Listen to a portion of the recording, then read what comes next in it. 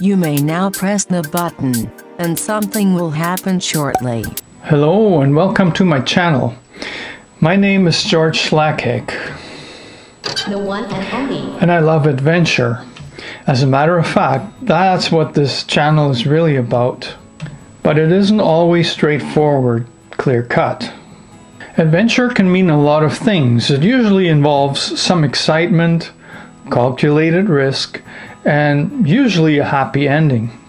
I'd like to talk about the risk aspect today because I think that we tend to misjudge danger. Let me ask you this. What is the most dangerous thing you've ever done?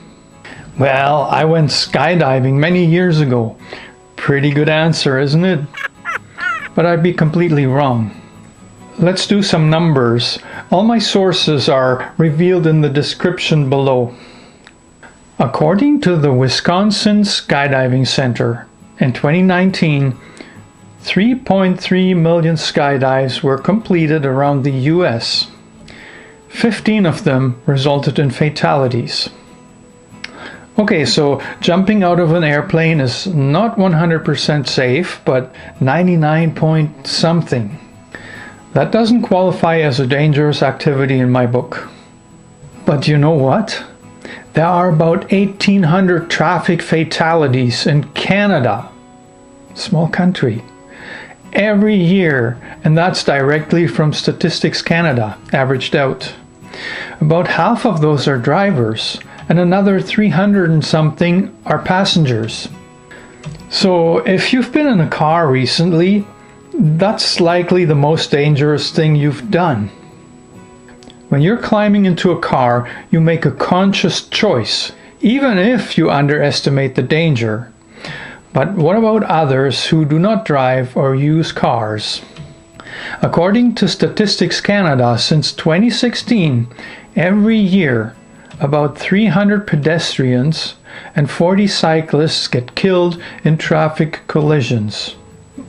That's a lot, and not much is being done about it. Many cities have adopted the Vision Zero approach, and it's a step in the right direction. Vision Zero is a strategy to eliminate traffic fatalities and severe injuries among all road users and to ensure safe, healthy, equitable mobility for all. Basically, Vision Zero acknowledges that traffic collisions are preventable.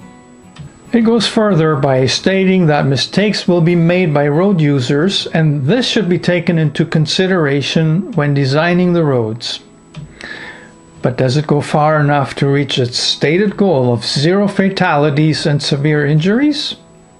In my own humble opinion, it does not. The city of Edmonton, for example, has adopted the strategy in 2016. There's an annual report that surely keeps someone employed and well paid, and it's also somewhat helpful in tracking the success of the program. Over the past 2 or 3 years, fatalities have been trending down overall, which the report attributes to the program, at least in part. But let's not forget that in 2020 and 2021, a global pandemic has reduced the overall traffic on our roads. North American cities, including Edmonton, have a major flaw that Vision Zero fails to recognize. Infrastructure development favors motorized vehicles. Cars are given priority over all other modes of transportation. Oh, sure, we have a nice LRT system, but it's being used as a homeless shelter and a safe consumption site for drug users. Who wants to ride transit under those conditions? What about bicycles? Unfortunately, many would-be cyclists still find it too dangerous to use their bicycles for transportation. It is easier to get around by car and also perceived as safe, so more people drive. It's a vicious cycle, and it has turned our cities into hostile environments for people. Simply put, we have too many cars. I've picked an intersection in Edmonton as an example. There was a fatality there in November of 2018. In the Vision Zero report, this fatality would be listed right there. Just a number, that's part of the problem. So let me introduce you to Ava. She would be 20 years old today. She's no longer with us. She was hit and fatally injured by a car that was driven by a 22-year-old guy. Why did this happen?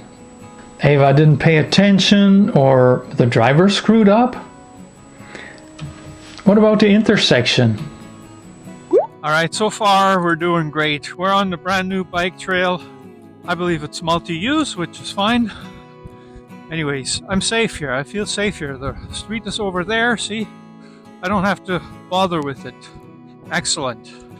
Now here's the bus terminal. I am now on the sidewalk. I believe it's the only way that I can really go because the curb is quite steep, so... And now we are at a spot that I want to stop here for a while. See, there's a cross there and a heart, and it says Ava. Yeah, this Ava, she was killed here, I believe 2 or 3 years ago now. And this intersection, you would have thought that the city, if they were serious about the Vision Zero, that they would have made some improvements here.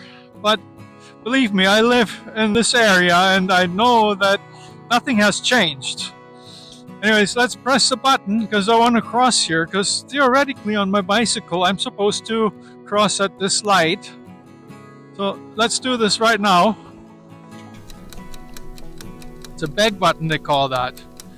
And now I don't know how long it's going to take, but we're going to respect this, even though there's very little traffic on this 118th Avenue right now. It does get busy though. There are times when you have to rely on this light, and well, not everybody has the patience. Not everybody does. Due to the design of 118th Avenue, vehicles often travel faster here than they're supposed to. The situation is complicated by the entrance to the bus terminal. But it's not only for pedestrians that this intersection is a very high-risk one. And I'll show you, after we cross here, what the problem is with the bicycle route through here, because it's been bothering me for a very long time. In the meantime, enjoy some entertainment.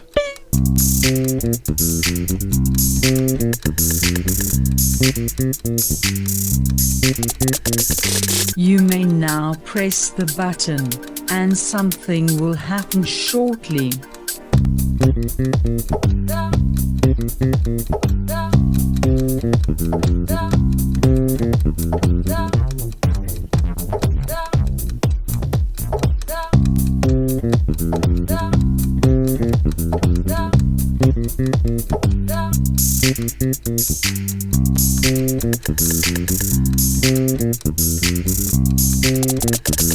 You may now press the button, and something will happen shortly.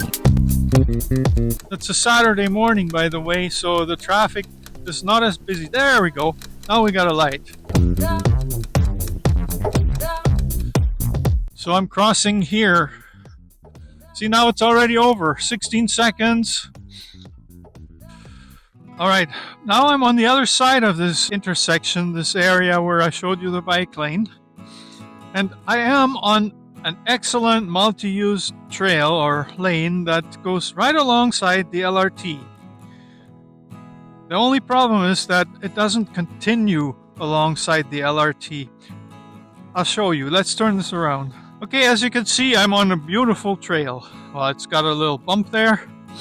It's old, but it's good. It's safe. You can cycle here. You're not interfering with anybody else. To my right, there's the LRT tracks. But see, let's follow the trail. Instead of following the LRT tracks here, the trail now goes onto the street. There's a beautiful overpass over there where you could easily continue this trail, but no. They drop you off on the street. Single file. There's the markings. This is the bike route. Goes straight ahead. And now pay close attention because we're coming up on another sign that clearly says where you're supposed to go with your bike.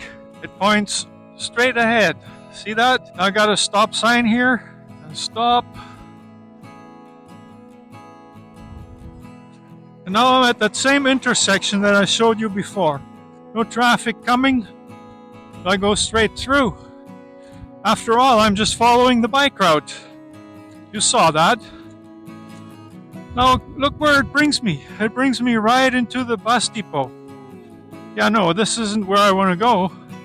This is where I need to go. This is where the bike path is, the one that I was on before. Yeah, look at this. How can I get up there? Can anyone blame me for not wanting to do this? So what's my other alternative? Let's go back across and then I'll show you. Alright, this time I'm not going to bother with the bank button because I didn't bother with the curb neither, so I'm still at street level. Going across here again, same intersection, and I'm almost back to where I was before. See, there was again a chevron and a bike symbol on the street. Now let's turn around and see what we can do to avoid this big curb. Alright, here I am. Well, we know there's a bank button over there, so let's assume this avenue is really busy. I stop here. Now I gotta get across the street. Well, if there's somebody turning here, could be a problem. But what I do now is I'm gonna go here.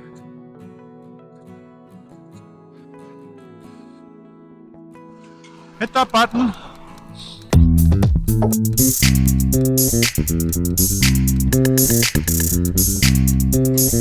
And again, it's taking a while. You may now press the button, and something will happen shortly.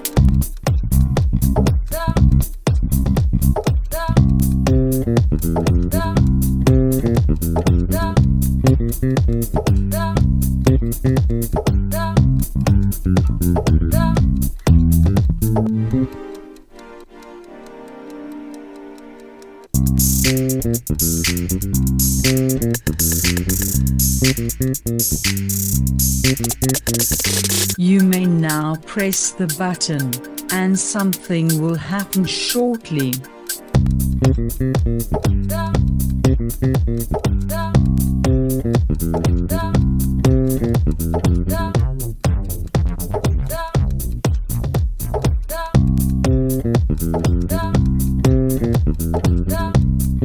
Okay, now we're actually crossing.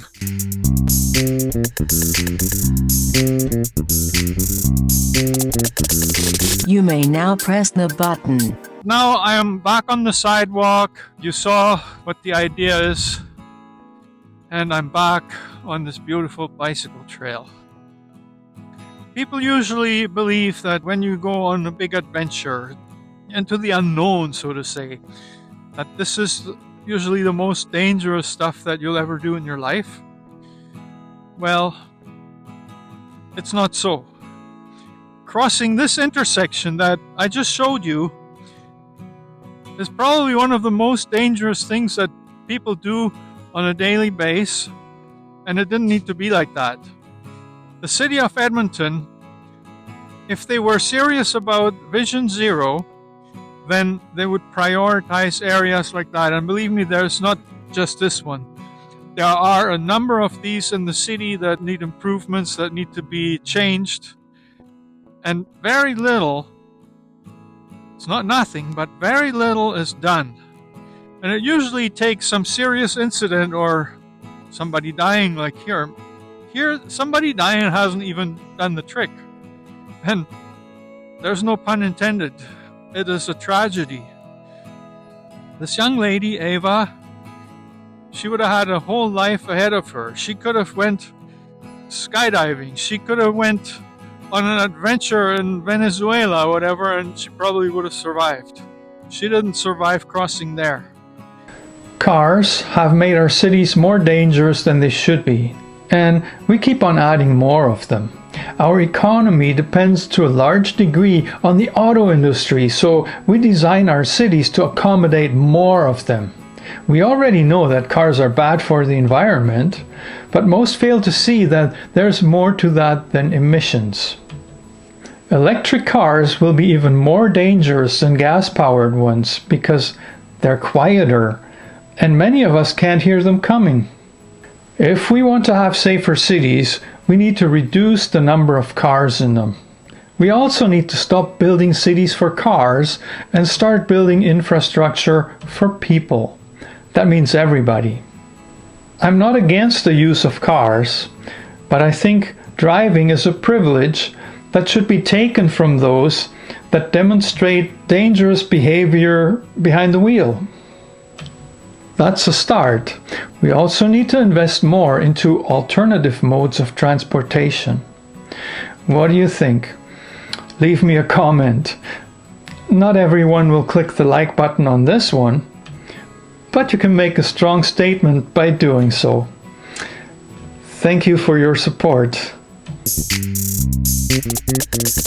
You may now press the button, and something will happen shortly.